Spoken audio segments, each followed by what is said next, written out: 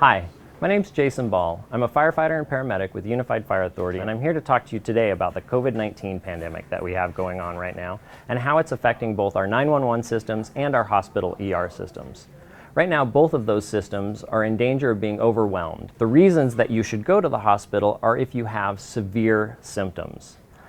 If your symptoms are not severe, or you have any question about whether or not they're severe, call your primary care physician. The safest option, if your symptoms are mild, is going to be staying home, not exposing yourself or anyone else to the virus.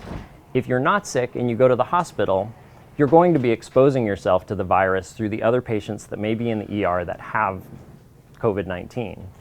If you are sick and you go to the hospital, then the way you get there is going to be important, and that's going to be with EMS.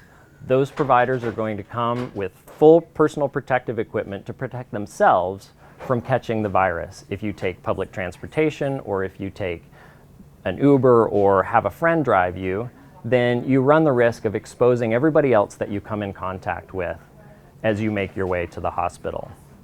Again, the best direction is going to be call your primary care and get information from them on whether or not you should go. With your help and cooperation, we can limit this pandemic and stop the spread of the virus as quickly as possible, and then we can all get back to a normal life.